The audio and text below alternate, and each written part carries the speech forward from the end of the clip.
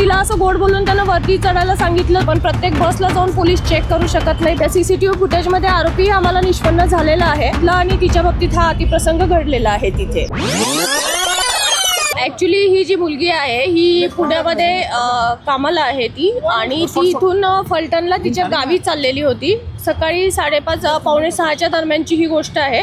ती स्वारगेट बस स्टँडमध्ये बससाठी थांबलेली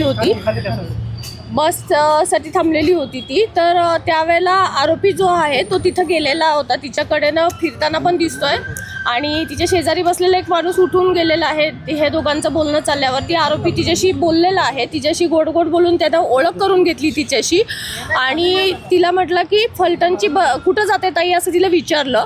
तर ती म्हटली की मला फलटणला जायचं आहे। तर तो म्हटला की सातारची बस जी आहे ती इथं नाही लागत म्हणे, तिकडं लागलेली आहे म्हणे। तर ती म्हटली नाही बस इथंच लागते म्हणून मी इथं बसलेली आहे। तर तो म्हटला की नाही तिकडं लागलेली आहे, चल म्हणे मी तुला घेऊन जातो। आणि सीसीटीव्ही फुटेजमध्ये ती मुलगी त्याच्याबरोबर जाताना दिसते आपल्याला। तर ती त्याच्याबरोबर गेली, आणि तिथं गेल्यानंतर बसमध्ये अंधार होता म्हणून तिनं हा प्रश्न काढला की बसमध्ये तर अंधार आहे म्हटली ती। तर त्यावेळेला तो म्हटला की ही रात्रीची लेटची बस आहे, त्यामुळे लोक झोपलेले आहेत म्हणून दिवे बंद आहेत, तू वरती चढून टॉर्चने चेक करू शकते। आणि मग तिला असं गोड बोलून त्यानं वरती चढायला सांगितलं। ती ज्यावेळेला टॉर्च लावायसाठी वरती गेली त्यावेळेला मग यानं मागून दरवाजा लावून घेतला, आणि तिच्या बाबतीत हा अतिप्रसंग घडलेला आहे तिथे।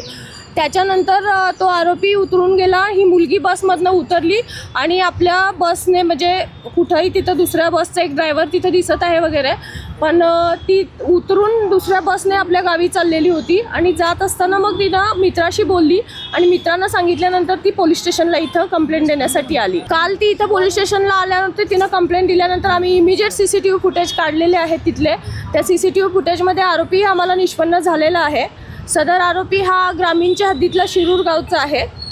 याच्यावरती पूर्वी 392 सारखे शिरूर शिक्रापूरला गुन्हे दाखल आहेत, आणि आरोपीची हे झालेलं आहे, निष्पन्न झालेलं आहे ह्याच्यातला।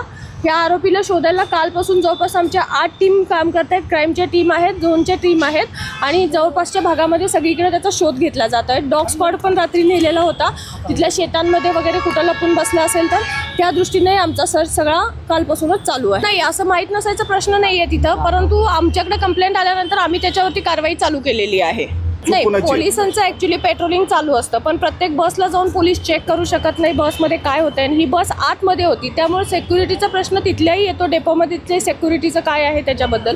दुसरी गोष्ट असं आहे की ही गोष्ट झाल्यानंतर मुलगी बसमध्ये बसून निघून गेलेली आहे, तर तिनं थोडा जर आरडाओरडा तिथं केला असता तर इमिजिएट लोकांनी बऱ्यापैकी मदत केली असती। सीसीटीव्ही फुटेजमध्ये आपल्याला दिसतंय तो आरोपी खाली उतरतोय, त्याच्या 2 मिनिटात मुलगी लगेच खाली उतरते, पण असा कुठला प्रकार तिथं झालेला आढळून आलेला नाही आहे। मुलीची तब्येत एकदम व्यवस्थित आहे, ती काल व्यवस्थित बोलत होती, आम्ही स्वतः तिच्याशी बोललेली आहे, आणि तिचं मेडिकल पण चालू आहे। आता पथकं जी आहेत ते मी डिटेल तुम्हाला देऊ शकत नाही, कारण ह्याच्यामध्ये असं आहे की आरोपी जर जागा झाला, ऑलरेडी आम्ही त्याला कालपासून शोधतोय, तो आमच्या ताब्यात आलेला नाही आहे, त्यामुळे तपासाचं जे पूर्ण डिटेल्स मी आपल्याला आता इथं देऊ शकणार। जर पर्सनली अजून त्यांच्याशी काही बोलणं झालेलं नाही आहे। पहिला आम्हाला आरोपी निष्पन्न करणं, त्या मुलीची काळजी घेणं, ह्या आमच्या प्रायोरिटीच्या गोष्टी आहेत।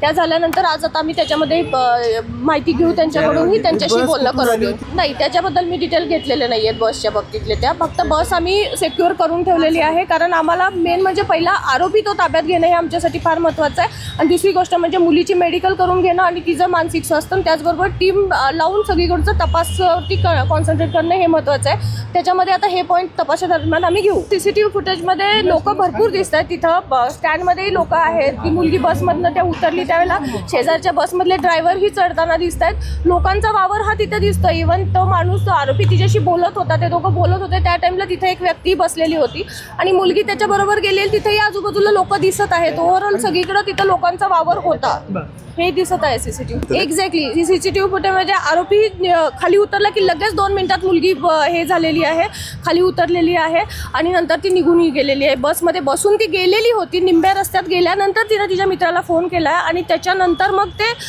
ती परत त्यांना सांगितलं की नाही तू ह्याच्यात कंप्लेंट कर। त्यानंतर मुलगी जवळपास 9च्या दरम्यान पोलीस स्टेशनला आलेली आहे ह्या सगळ्या गोष्टीची माहिती द्यायला। कदाचित आपण तसं म्हणू शकतो, त्याच्यामध्ये तिला सुचलं नसेल आणि त्यामुळे ती उशिरा आली असेल, परंतु ती आल्यानंतर आपण इमिजिएट तपासाची चक्र सगळी फिरवलेली आहे। गुन्हेगार बऱ्याच गुन्ह्यांमध्ये आहे, त्याचा 392 सारखे गुन्हे आहेत, त्याच्यावरती शिक्रापूर शिरूर ह्या भागामधले त्याच्यावरती गुन्हे आहेत।